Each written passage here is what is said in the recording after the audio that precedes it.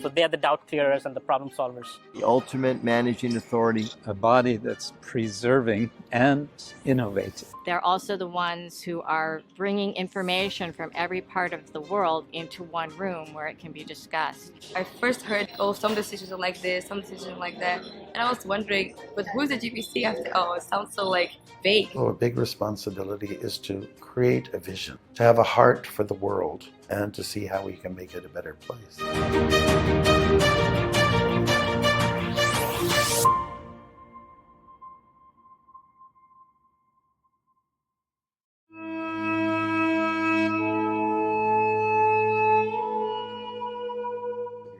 Experience. And I think that's part of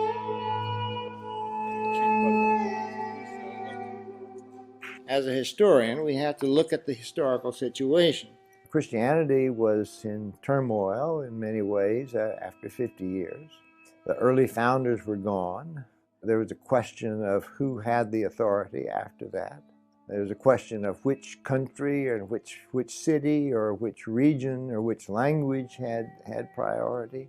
There was rivalry between different factions. When they finally got around to writing the story of their founder, Jesus, in what are called Gospels, they wrote 4 Gospels, each of them different from the other ones because there were at least 4 different varieties. And in fact, these are the 4 that are in the Bible are the 4 that made the cut, as it were, because there were a lot of other Gospels out there too that didn't make the cut. 50 years on, you would have said, well, this movement may make it, it may not.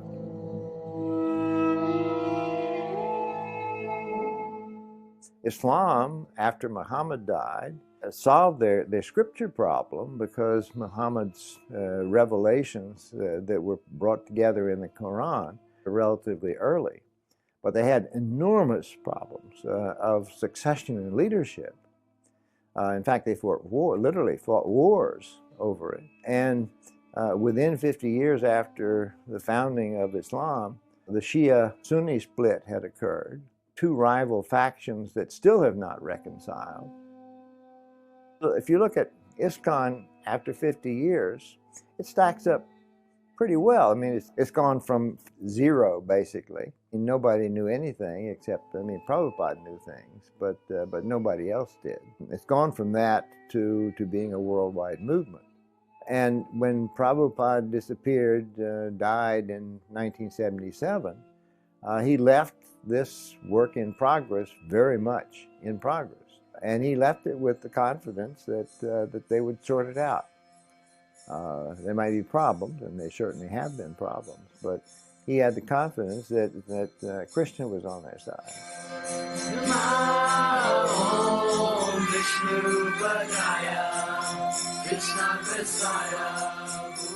Even before Prabhupada's departure, people would come and ask him, who is going to succeed you, Prabhupada? And Prabhupada would always say, there would be a body commission. The GBC is what Prabhupada created as what he called the Governing Body Commission of ISKCON. And he established in his will that it is meant to be the ultimate managing authority of ISKCON society. Who makes the decisions, theologically, managerial? The concept of GBC, or Governing Body Commission, was given by Srila Bhakti Siddhanta Saraswati Thakur, Srila Prabhupada's spiritual master. And he very emphatically told his leading disciples to manage the institution through this collective concept of management. That means not one person as the head, but a collective body functioning as an unit to maintain the institution. Prabhupada understood, I need to do this early. So the GBC was established in 1970. He had a chance to train those people. A few decisions were made he didn't agree with. He corrected them. He oversaw a lot of decisions himself. So there was a 7-year period of time.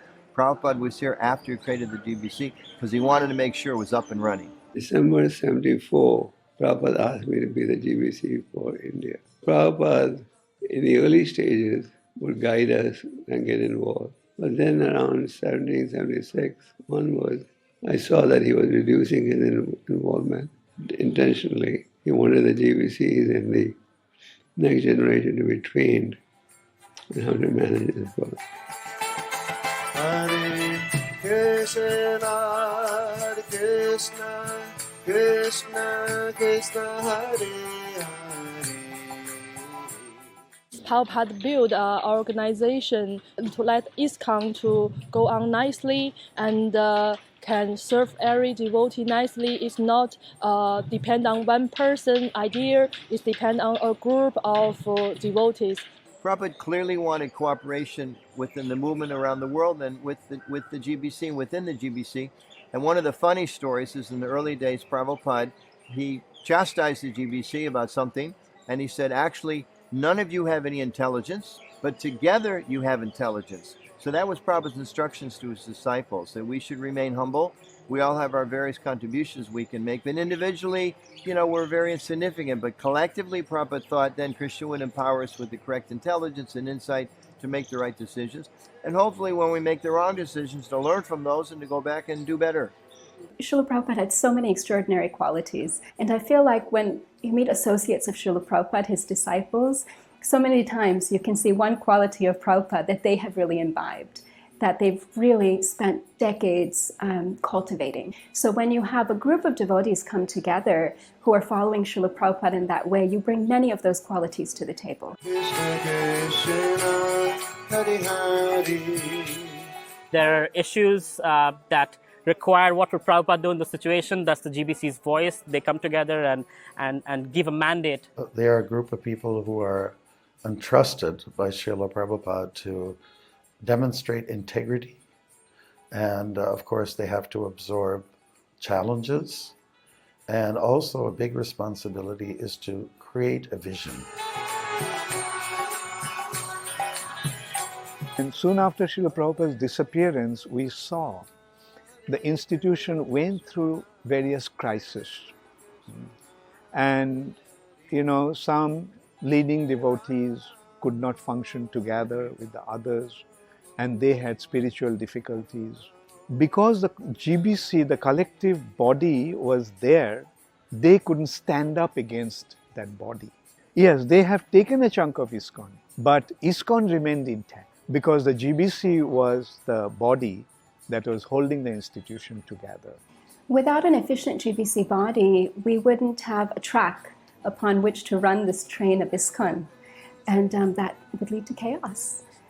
We wouldn't have the consistency, we wouldn't have the solidarity, we wouldn't have the unity that a strong track provides. There are some things on which we have to have an international policy. We all have to be on the same page. In addition, there are large legal issues that have international implications that only an international governing body is going to be able to deal with.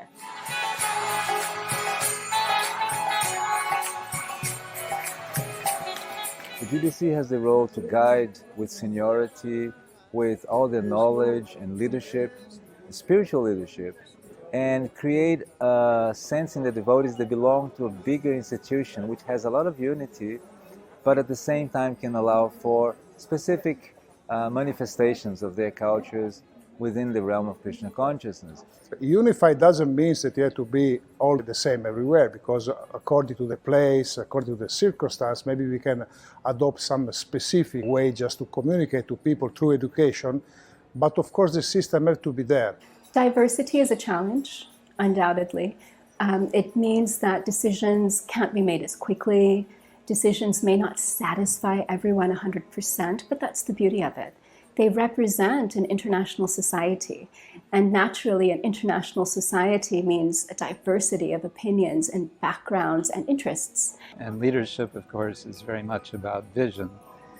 And vision is, on the one side, about preserving the vision as we understand it, as given to us by our Founder-Acarya.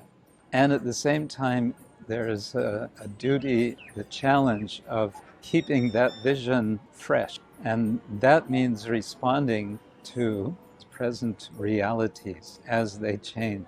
So there's kind of two things that I think the GBC has to do. It has to be a body that's preserving, and it's also a body which is innovative. I see ISKCON is growing up. maturing from a charismatic movement to, it's what Max Weber called a rationalized institution. It's when you have to then put your beliefs in writing. You have to formalize the rituals. You have to make sure you understand what all the roles are, what the ethics of the community are, and all the rest. That's where ISKCON is today. In order for us to grow as we are and to continue to grow as a global movement, the International Society for Krishna Consciousness, we need systems put in place. Prabhupada said in his first purpose of ISKCON, of his 7 purposes, is to systematically propagate spiritual knowledge to society at large. So in the early days, a temple could start here, start there, and the system was they phoned each other once in a while. The GBC would have 6 or 8 temples and travel and visit. We're getting more sophisticated, we're getting bigger, and we need to have better ways of coordinating amongst ourselves, better ways of training our leaders, better ways of learning from our shared experiences.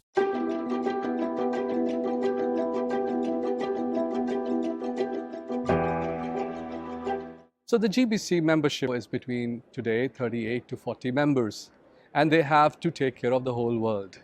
They have zonal duties and global duties.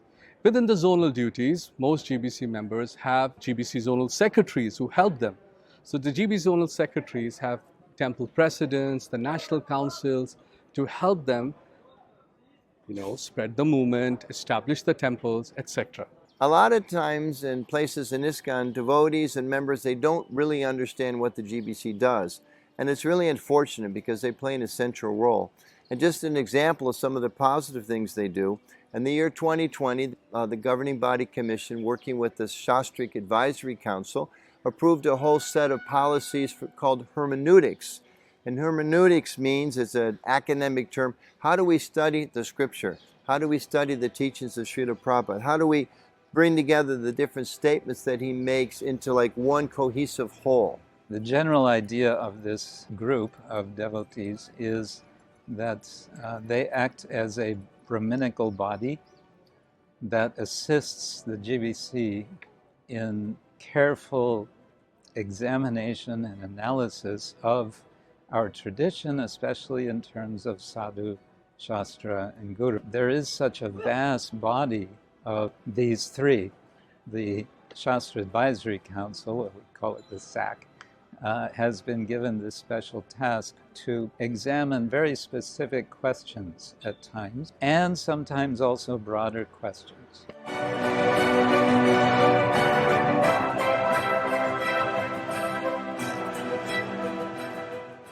The 50th anniversary of ISKCON, which was just a few years ago, was a huge international celebration. We had big events in Washington, D.C., just down the street from where the president lives. In Sydney, they had an event in a very, very important and prestigious location. We had celebrations in Delhi and in Calcutta, thousands of people. And that was all organized through the vision and the inspiration of the Governing Body Commission, working together cooperatively and inspiring devotees on a local level.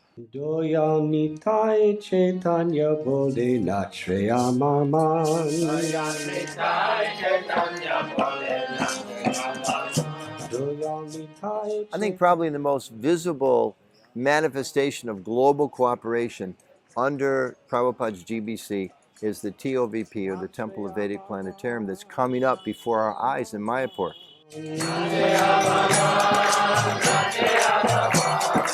It's pretty amazing what's happened over 10, 12, 15 years. Could we have gotten a little bit more cooperation? Probably. But we have many peaks and valleys and many outstanding leaders that have really stepped up to the plate to help us since the beginning. So I'm very happy about that. Very exciting things are going on here in Mayapur. And we're always dependent upon the GBC to please bless us and help us in any way that they can.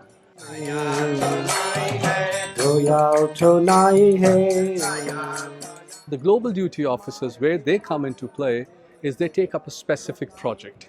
So they could take up a project of developing education systems within ISKCON. Or they could say, we need a much stronger legal system within ISKCON, so let's establish that. The tenure of a global duty officer is typically 1 year. So they take up a project, they have certain deliverables, and they try to produce that result for the GBC body.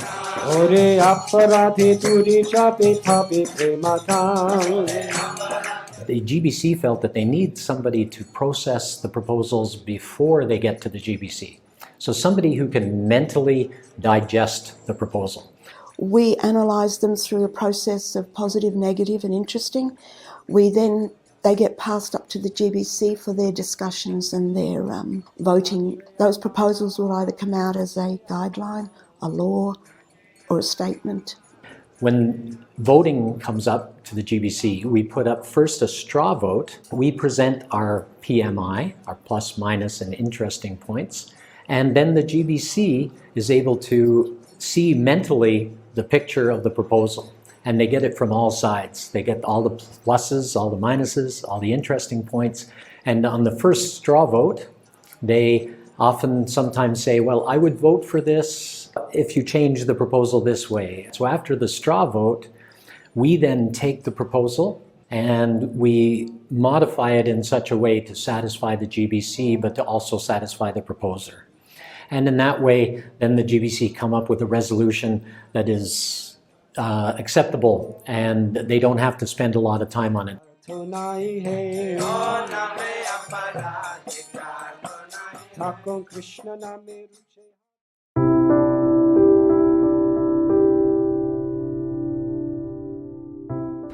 Sabha is the spiritual advisory Bhagwat assembly. It takes from regional areas, from different ministries such as the youth ministry, the Vaishnavi ministry, the sannyasis and gurus, giving a certain diverse representation in a committee of 35 devotees, proposals without having to have any GBC sponsors.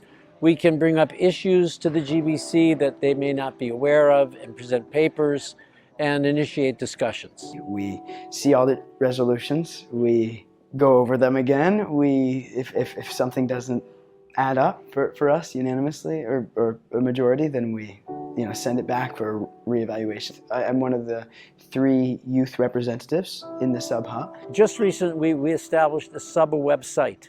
On that Sabha website there is a form for people to write in with their issues, their questions.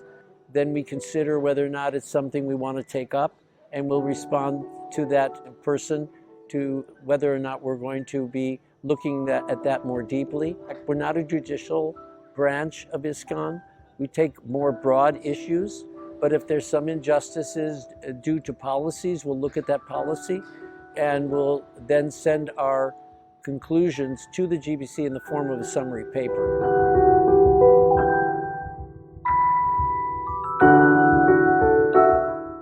The executive committee is made up of 3 GBC members, a chairman, a vice chairman, and a second vice chairman.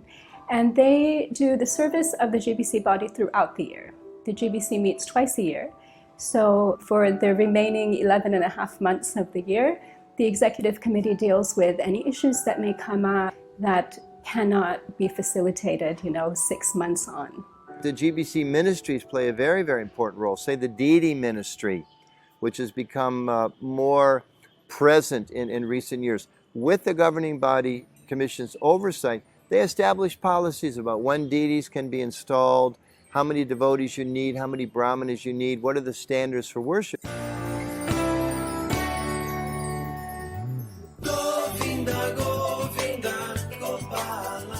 We have about 100 plus projects. Some just Goshala in an urban center in India. There are many of them.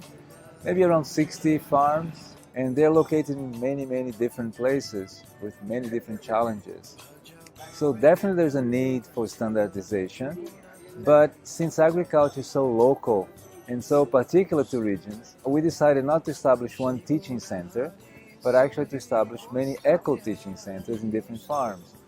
What we do to unify is we try to devise policies, approve them at GBC body, and follow up to see if they can be implemented. Vaishnavis need their own minister because the Vaishnavas are represented by everyone else at the table. There are 35 or more, sometimes 40 men in the room during the GBC meetings. There are 3 or 4, maybe 5 women. It's not that men are against women or women are against men, but men naturally think of things from their own point of view. So the Vaishnavi point of view isn't being represented.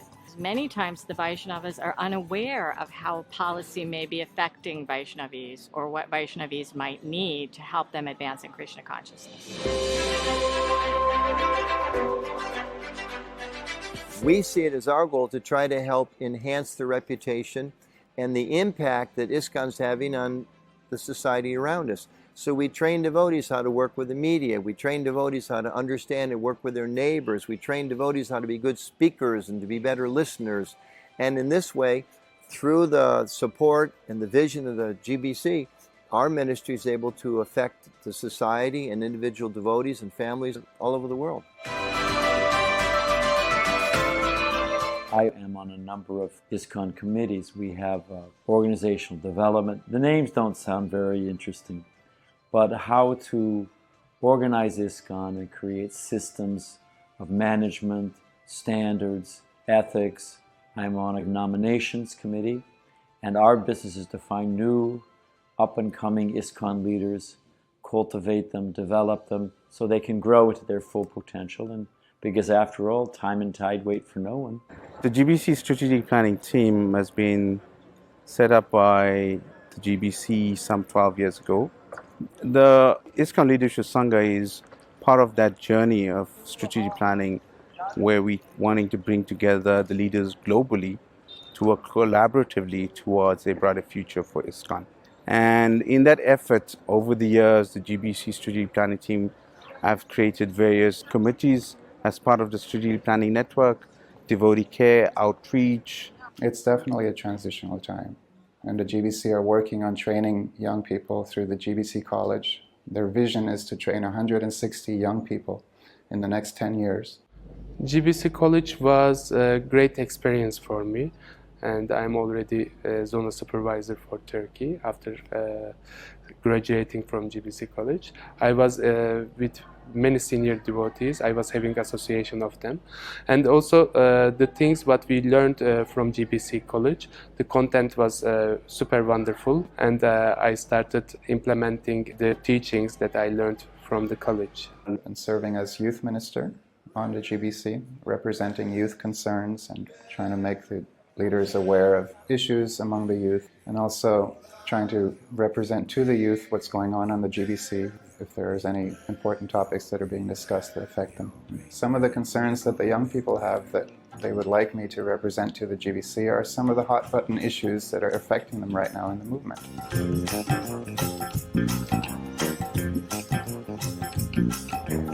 You might say there are two kinds of challenges facing the community now. One is inside ISKCON itself. How is it possible as younger people who not only never met Prabhupada, but were introduced to the faith by people who had never met Prabhupada, when young people bring their own talents and their own questions in the 21st century to ISKCON and to the bhakti movement of Vaishnavism, how do those new questions, new sensitivities, new attitudes toward culture, toward gender, toward personal authenticity, how do those get factored in? The instinct obviously is to say, well, what would Prabhupada want us to do? But sometimes I think one can be honest, as with other religious traditions, and say he would want us to think for ourselves and figure out what to do in the century, the year in which we live.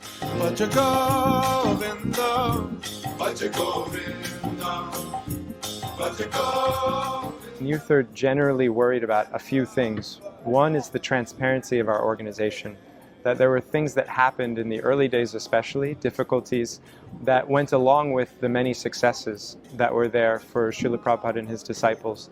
And because the conversation around those difficulties isn't had in a totally honest and transparent way yet, we lose a lot of young people, because that's the main ethic of next generation, is that they want honesty. It's a principle of Dharma, so it's really a good thing that we could play to our advantage.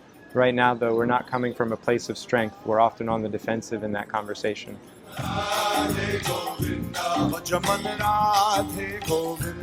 And then the second thing that youth are worried about is a practical, lifelong experience of Krishna consciousness. They recognize that the ashram might provide them something for a year or two, or as it did for their parents for a decade. But long term, what's my experience of life going to be if I practice Krishna consciousness?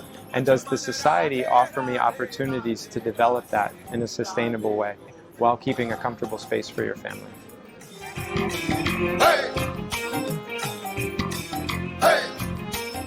The third one might be that young people want young people to have a voice in the movement. The businesses that have been able to survive the evolution into a digital culture are the businesses that have recognized young people speak to young people. It's not millennials being spoken to by an older generation, but it's millennials and now Gen Z creating the voice for their generation through these old institutions. And so the lack of youth voice in our movement concerns a lot of young people. No matter what your color, no matter what your creed, no matter what your story, no matter what you need, we all bleed blood, we all breathe air, we all break bread. There is a gap between GBC and overall goals that they're trying to pursue and what youth knows about it or even is capable of assisting that goal, or leaders in general being aware and engaging sufficiently some of the most amazing, talented Jivas which are present right now. There is no clearer way to influence your future rather than talking to those who are going to be your future. It would be nice if the GBC could communicate to us their plans, their strategies, and the reasons why they do things. And also if we could be empowered to do things, so then we can feel, okay, we the GBC, we're working together to serve Prabhupada, so that we are part of it. We're not just like, we just get the news, we just get the answer, but we're never part of the discussion. People should know what's happening, being more in tune with how culture is changing. During Prabhupada's time, certain things worked. Book distribution worked because people were on the roads looking around. Now people are looking on their phone with their ears plugged up. They're in a different world altogether, and we need to be in that world. ISKCON and women, it's not at all where it needs to be.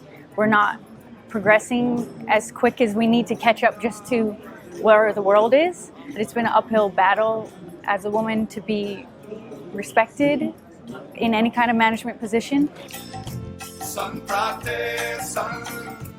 I really appreciate the fact that they don't come to the limelight, most of them, and yet they do a service that no one wants to do. For example, being the bad guys and getting people out of ISKCON who are not following certain standards, or being the bad guy and going against something popular that the youth want, but Srila Prabhupada wouldn't want it.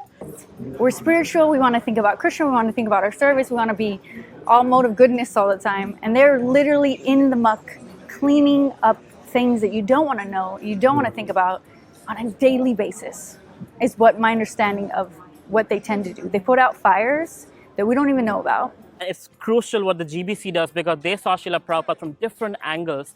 The rigor that they go through is so important for the generations to come. Hey!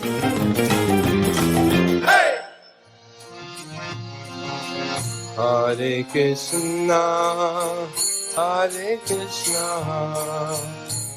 Krishna, Krishna. So that there's a lot of duties that the GBC has not been able to tackle yet.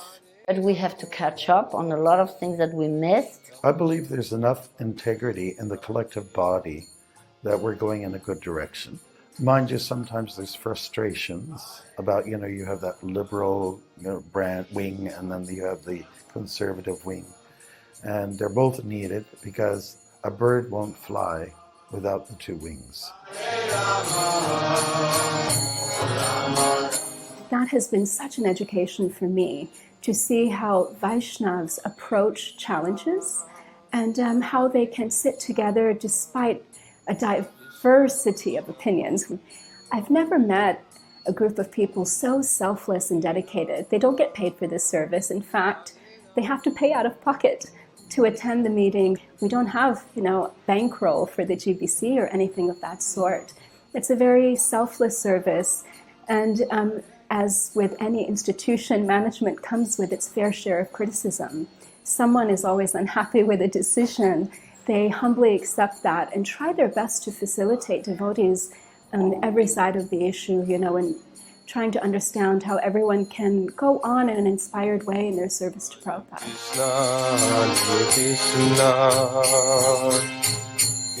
Frankly, it's symptomatic of the amount of love that these devotees have for Srila Prabhupada. Now the question is, we're also the pioneering generation.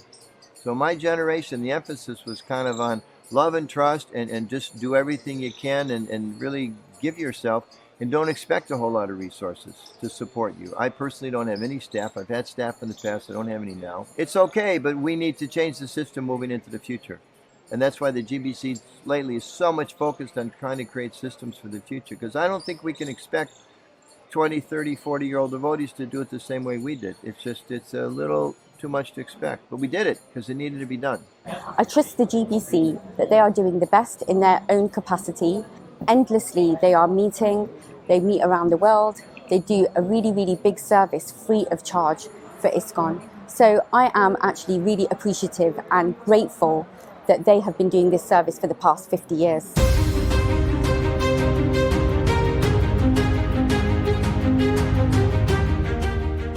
I asked Prabhupada one time on a morning walk, I said, what does it mean to become one of your leaders? I was actually hoping he'd give me some compliment. You know, I'm a neophyte, which I remain. And I was asking, and I thought he'd say, you're one of my generals, you're on the front line, you know. No way. Prabhupada stopped, put his cane down, sized me up, and he said, it means if anything goes wrong, it's your fault. So on one hand, that is our responsibility. We are the ultimate managing authority, and it falls on the GBC. It's a very heavy and responsible task. Prabhupada said, but you should remember, he said, if you remember that you're blessed, that you get to serve so many Vaishnavas. And I've studied the GBC for many years, and there really is that thread that let me just serve the devotees.